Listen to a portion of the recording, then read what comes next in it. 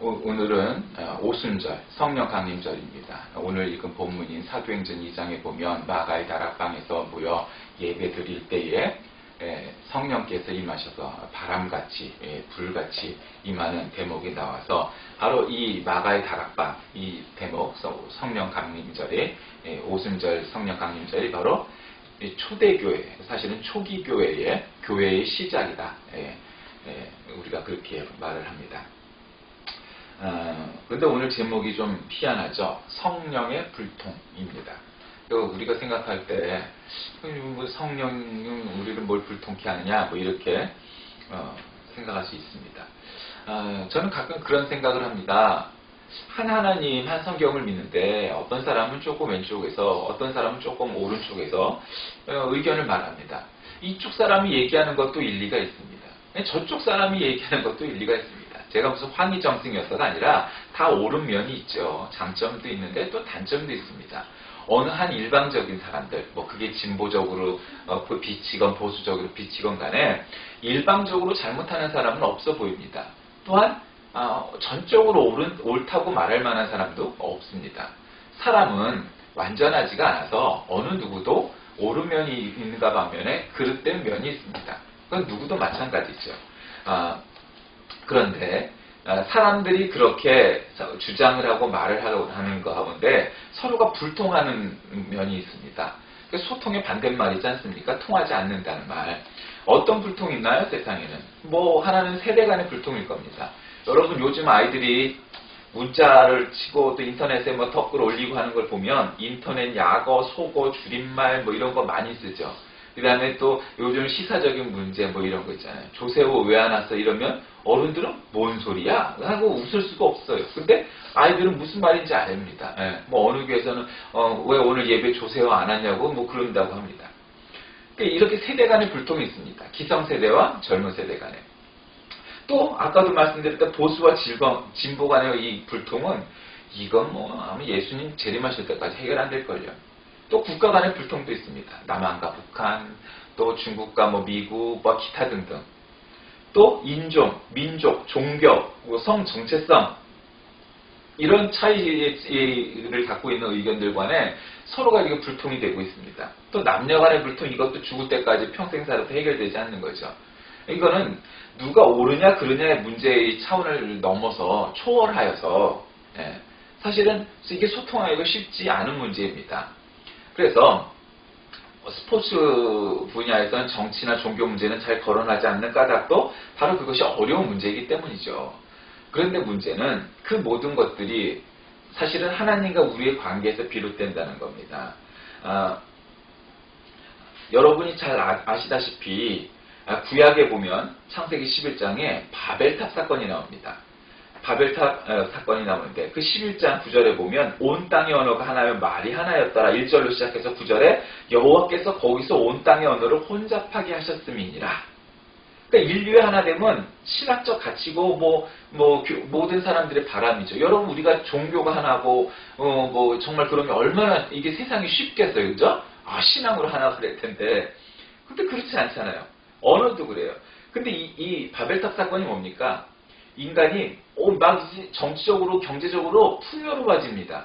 그러면은 이게 우리 어떤 사상적인 면에서 또 경제적인 면에서 정치적인 면에서 모두가 잘 먹고 잘 사는 공산주의 이념과 같은 그런 공산사회를 만들든가 아니면 자본주의 아주 또 이론인 아주 서로가 아주 잘 먹고 잘 사는 그런 자본주의 국가를 만들든가 아니면은 아주 태평성대를 이루는 왕정국가를 만들든가 뭔가 그런 이상적인 사회와 세상을 향해서 나아가는 게 마땅하다고 여겼을 텐데 사람들이 뭔 짓을 하냐면 이게 배가 불러지니까 우리가 탑을 쌓자 빌딩을 짓자 이거 한마디로 그 높은 빌딩을 지어갖고 하나님께로 가자 우리가 하늘 끝까지 가서 우리가 하나님보다 더 위대한 건축물을 짓고 우리가 하나님이 되자 이런 생각이 드는 겁니다.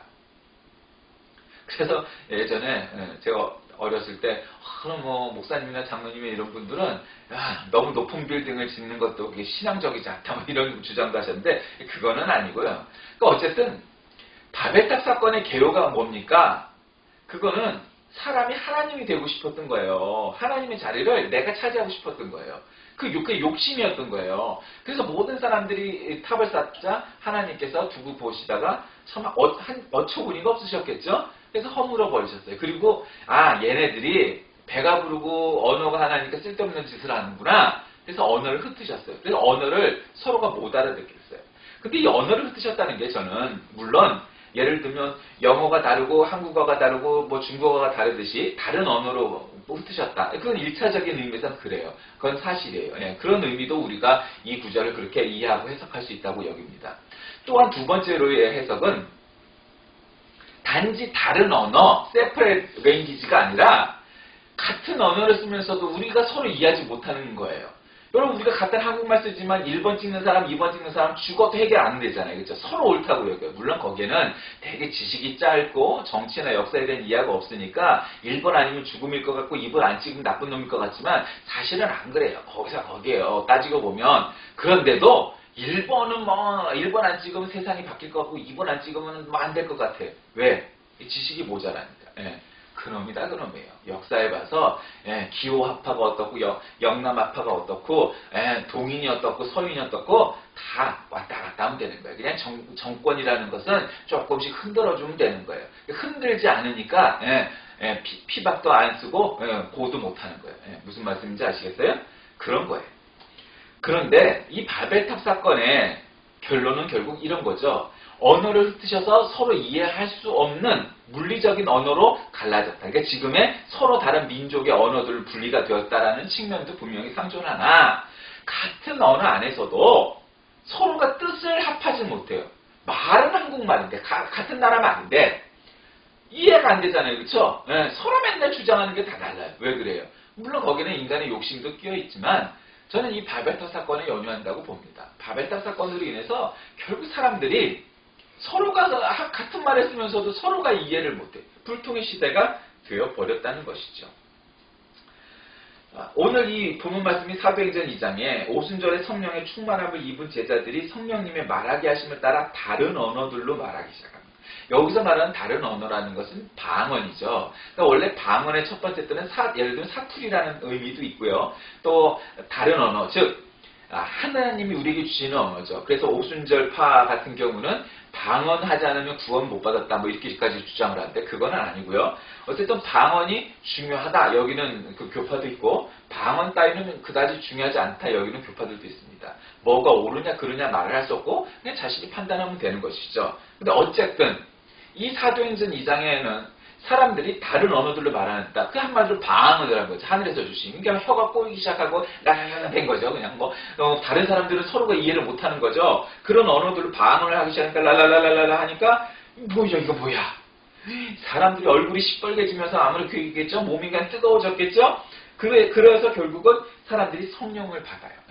그러니까 성령님께서 물론 구약 시대에도 성령님이 계셨죠. 그런데 그분의 등장이, 그러니까 성자 하나님이 베들레헴으로 아기의 모습으로 태어나셔서 이 땅에 우리에게 출현하신 것처럼, 마치 영국으로 얘기하면 출연하신 것처럼 성령님께서 우리에게 인간에게 출연 혹은 출현하신 것은 바로 이 오순절 마가의 다락방에서의 사건입니다. 그러면서 성령님이 우리에게 오셨죠. 그러니까 이 삼위일체 하나님의 그 논쟁이 어려운 것이 그거예요. 원래 하나님은 한 분 하나님이에요. 구약시대 때 그렇게 가르쳤어요. 근데 그 한 분의 하나님이란 것에도 우리가라는 복수와 함께 여러 가지 의미가 이미 내재되어 있었어요. 근데 그 뜻이 뭐냐? 물론 복수형에는 각국 언어들마다 존칭과 존경의 의미가 담겨져 있기도 하거니와 또 그분들이 하나님께서 한 분의 하나님이 아니었다는 복수의 하나님이었다는 거죠. 그런데 한 분의 하나님이 세 분의 하나님인 거예요. 그게 이제 삼위일체죠. 그러니까 오늘 그 사건을 깊이 있게 얘기할 수는 없지만 그래서 삼위일체 교리가 형성이 되는 거죠. 그러니까 어쨌든 성령님께서 이 마가의 오순절 다락방에 오셨어요. 그리고 사람들이 방언이 터지기 시작했어요. 그리고 하나님의 은혜와 은사가 넘쳐나기 시작했어요. 그게 교회의 출발점이 된 거예요. 자 여러분 여기서 우리가 무엇을 할 수 있을까요? 교회는 예배당이나 혹은 재정이 아니라 바로 성령께서 임하시고 성령이 충만하신 곳에 교회가 생겨난다는 것을 믿으시길 바랍니다. 우리가 성령 충만할 때 그것이 하나님의 교회의 출발이 되는 겁니다. 요한복음 14장에 보면 빌립이 예수님께 하나님을 보여달라는 간청을 합니다. 그때 주님이 이에 대한 대답으로 자신의 삶을 보고 가르침을 깨달은 자는 이미 하나님을 보았다 라고 말합니다. 그러니까 여러분 너무나 은사주의에 이렇게 침착되어 있는 분들은 방언을 하고 뭐 신유의 은사가 나타나고 뭐 환상을 보고 중요하죠. 나쁜 게 아니에요. 그런데 마치 그것이 모든 거라고 여기면 안 되는 거예요. 여러분 아니 무슨 동상에서 빗물이 물이 나오고 피가 나오고 했다는 것들이 도대체 무슨 유익이 있나요? 저는 그건 기적이라고 여기지 않습니다. 진짜 기적은 뭘까요? 예. 뭐 다른 우리 기독교 안에도 마찬가지고 카톨릭에도 차라리 테레사 수녀가 그 힘없는 여자의 몸으로 타국 땅의 인도에 가서 그 혼자의 몸으로 다른 사람들을 구하고 고치고 섬겼더니 나중에는 수천 명의 사람들의 공동체를 이루는 힘이 되었잖아요. 사실은 오히려 그게 더 기적적이지 않을까요? 그까지 방언이 터지고 눈에서 핏물이 나오고 하는 따위의 일들이 도대체 무슨 유익이 있으면 그것이 얼마나 대단한 기적일까요? 그건 얼마든지 마술로도 가능한 거 아닐까요? 진정한 기적은 사람이 보여주는 것입니다. 그리고 하나님이 그 사람을 통해서 보여주시는 거죠. 그러니까 지금 예수님께서 하나님을 좀 보여주세요. 나를 봐라. 내가 지금 이렇게 하는 게 하나님이 살아계심 아니겠냐. 여러분 그거죠. 여러분 날씨가 좋은 5월입니다. 가정의 날이죠. 어저께 석탄일이어가지고 이 연휴죠. 어떤 분들은 이 연휴 때문에 예배도 안 드리고 놀러 가신 분도 있을 거예요. 아니 이 좋은 계절에 왜 놀러 가지? 아니 이렇게 답답한 실내에 모여 앉아서 예배를 드려야 하나? 여러분 그것이 믿음입니다. 그리고 그것이 기적 아니겠어요? 뭔가 더 재밌는 일, 더 편한 일을 할 수도 있어요. 이 시간에 꼭 하필이면 이 시간에 시와 때를 절대로 놓치지 않고 예배를 드리는 까닭은 어쩌면 더 급해 보일 만한 일도 인간적인 눈으로 보면 있을 텐데 우리는 이 시간에 예배를 드립니다. 여러분 그게 기적입니다. 그리고 빌립에게 그것을 말씀하시죠. 나를 보고 배우고 나를 보고 하나님을 보았다고 말을 해라. 여러분 아직도 기적이 사라진 것 같은 이 시대에도 정말 타국 땅에 가서 복음을 들고 복음을 전하는 선교사들이 있고 아직도 낮은 곳에서 누가 알아주든 말든 목숨을 걸고 복음을 전하고 사람을 구하는 분들이 참 많습니다. 여러분 도대체 그 사람들이 왜 그러고 있나요? 오직 하나님 때문이 아니겠습니까? 그게 기적이지. 아니 더 큰 기적이 뭐가 있을까요? 벌떡벌떡 이렇게 세우는 거예요. 저는 그런 것 잘 안 믿습니다. 오히려 자신의 일생을 하나님께 드려서 아프리카 땅끝까지 가 복음을 전하겠다고 하는 그 젊은이를 보면서 정말 하나님은 살아계시구나. 저거 어떻게 아니 큰 교회에 청빙받아서 가는 것도 좋을 것이고 뭐 다른 일도 있을 터인데 아니 왜 하필이면 아프리카 땅끝까지 가서 복음을 전하겠다고 그리고 한 2, 3년 경력 채우고 돌아오는 것이 아니고 나는 거기다 무덤을 만들고 거기서 살겠노라고. 여러분 그것이 소명이고 그것이 사명인 것을 믿으시길 바랍니다. 여러분이 선 그 땅에 여러분의 무덤을 만드십시오. 그것이 사명이고 그것이 소명입니다. 그런데 오늘 이 제목이 성령의 불통이에요. 그러니까 성령님이 우리를 불통케 하신다는 게 아니에요. 성령의 불통이란 건 성령님께서 왜 오셨을까요? 그러니까 여러분 아까 지금 이 마가의 다락방의 오순절 사건을 말씀을 드렸고 바벨탑 사건을 얘기했어요. 바벨탑 사건은 언어를 흩으셨어요.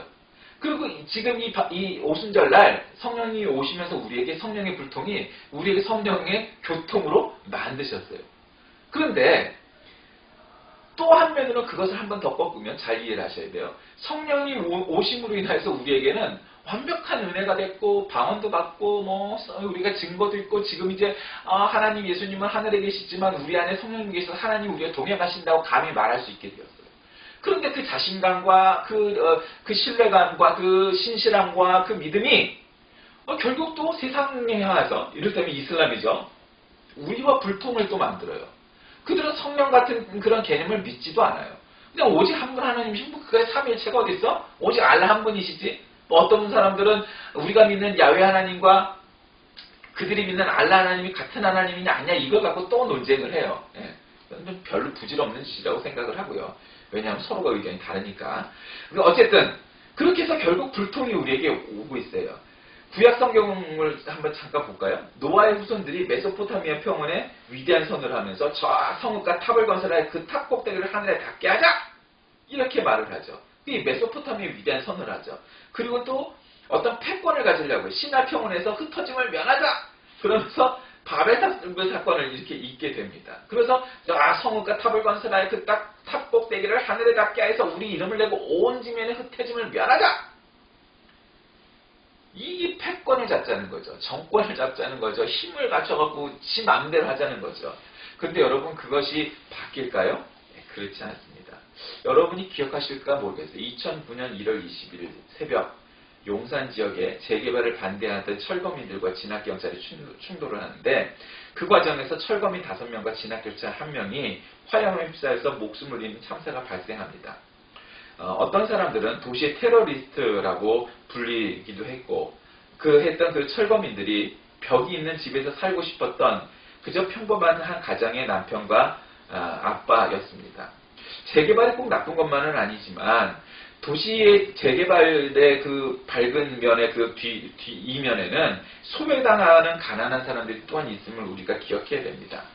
저는 좀 진보적인 입장에서 그 사람들이 무조건 옳았다라고 말하고 싶지는 않습니다만 그러나 결국 이러한 위험한 일이 그리고 애석한 일이 일어난 까닭은 공권력과 부패한 공권력이죠. 잘못된 정권의 공권력과 재벌의 욕망 때문에 힘없고 가난한 한 민중의 또 한 가정의 아빠가 남편이 죽어갔다는 이 사건이 여러분 우리가 잘 그렇게 유심히 되살펴 보지는 않았던 사건이고 어쩌면 지금은 이미 잊혀져 버린 것 같은 사건이지만 따지고 보면 바로 그곳에 예수 그리스도께서 계신다는 사실을 우리는 발견해야만 합니다. 거기에 우리의 이웃이 있었습니다. 우리가 거기에 무기를 갖고 가자는 얘기가 아니라 바로 그곳이 우리가 임해야 할 곳이라는 겁니다. 바로 힘없는 사람들을 위하여 싸우고 힘없는 사람들을 위하여 우리가 기도하고 우리가 힘없는 사람들을 대변하는 것이 그리스도인이지 아까지 그 힘 있는 사람 대변하고 그 사람들의 편에 서는 건 얼마나 쉽습니까? 세상 쉽지. 그걸 갖고 그걸 예수쟁이라고 말할 수 있겠습니까? 말도 안 됩니다. 요즘 애들 말대로 개나 져버리는 거여야 됩니다. 그게 믿음이면 까짓 거 세상에서 제일 쉬운 게 믿음이지. 여러분 착각하지 마십시오. 힘 있는 사람 편에 편한 편에 서는 거는 누구나 다 쉽습니다. 그래서 그렇게 서면 됩니다. 그 사람 비유만 맞춰주면 되고 똥구녕 그렇게 긁어주면 되니까. 그런데 문제는 그것이 온전한 그리스도인의 길은 아니었고 예수님도 단 한 번도 힘 있는 사람들의 밑을 긁어주면서 살살 비유 맞추면서 하신 법이 없었다는 사실을 기억하십시오. 오히려 그들과 싸우셨고 핍박을 받으셨고 오히려 힘 없는 이들을 위하여 함께 하셨던 예수님이라는 사실을 말입니다. 하나님은 괴물이 된 하나됨의 역사에 개입을 하십니다. 하나님의 개입은 인간의 역사를 중단시키십니다. 획일적인 어떤 특정한 목적을 가진 특정한 목표와 목적을 지니고 사람들을 그런 군중심리를 이끌어 가려고 하는 정치, 경제, 군사, 사상, 다른 어떤 힘으로 사람들을 갖다가 우민화하고 끌고 가려고 하는 집단적 획일주의를 하나님은 막으십니다. 그것이 바로 성령의 불통입니다. 여러분 그저 정권에서 뉴스에서 말하면 그게 다 옳은 일이고 모든 것이 정말 바른 일일까요? 여러분 그 비판적 사고를 갖고 살아야 합니다. 역사책에 기록되어 있는 것은 모든 게 사실일까요? 꼭 그렇지만은 않습니다. 대부분은 옳은 게 있지만 비판적 사고를 봐야 합니다.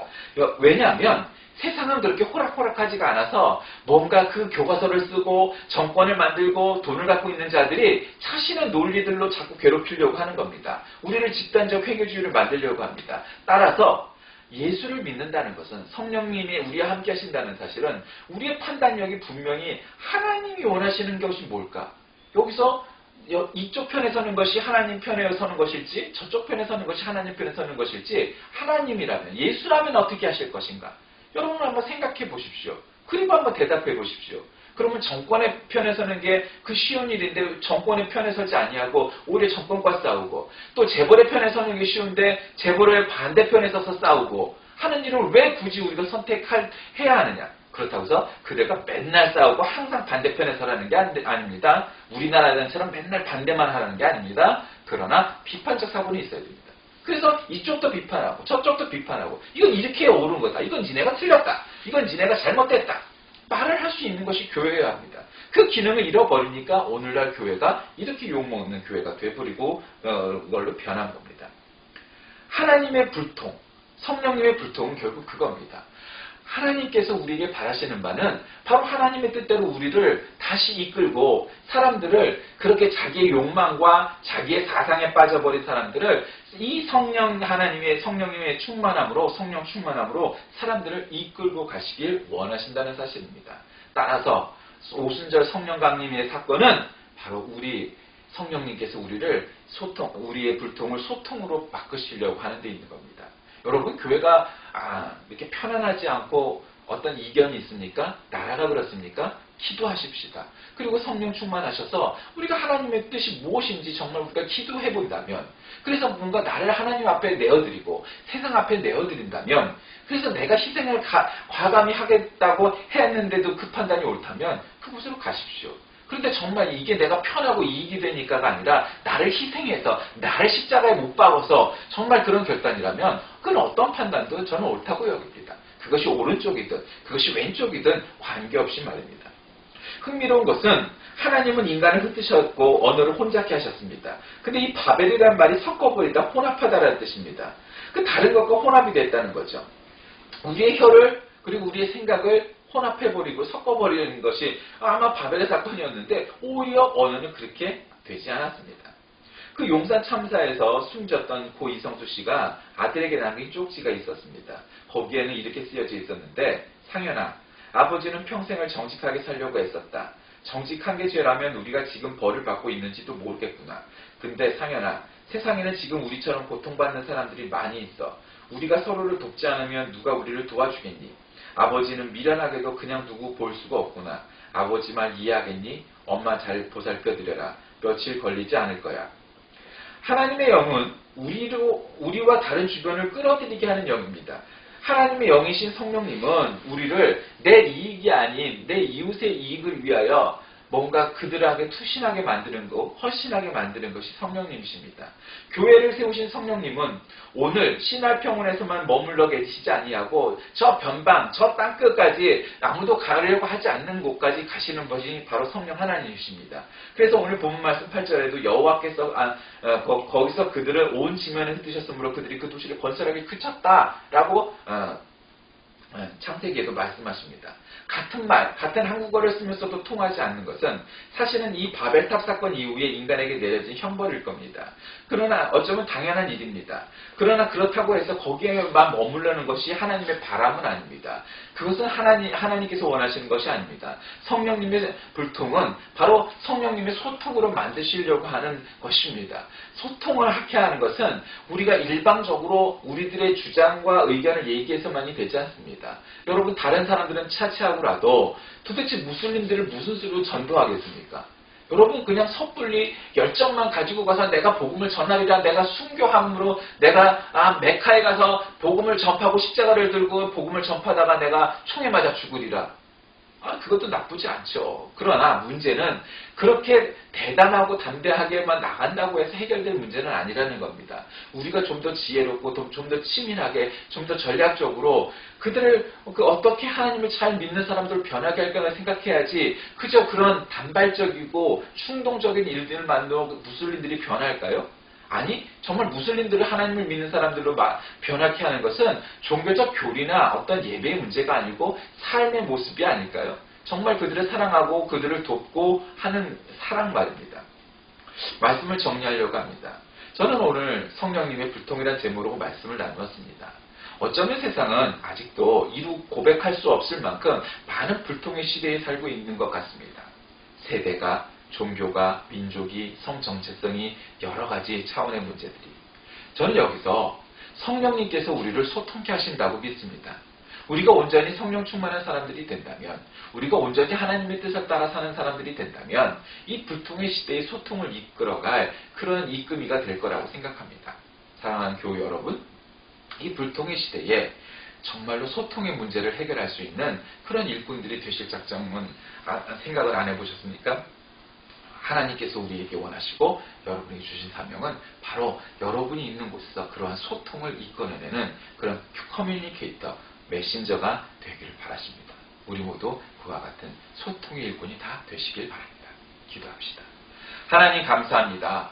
이 불통의 시대에 소통을 이끌고자 합니다. 하나님은 우리에게 때론 불통의 메시지를 전하시기도 하셨지만 그러나 또 오순절 성령 강림의 사건으로 소통의 메시지를 우리에게 주셨습니다. 성령님 함께 하셔서 어떠한 이질적인 사람들과도 그들과 대화하고 그들을 이끌어내어 정말로 하나님의 자녀로 만들 수 있는 우리 모두가 되게 하여 주옵소서. 예수님의 이름으로 간절히 기도합니다. 아멘.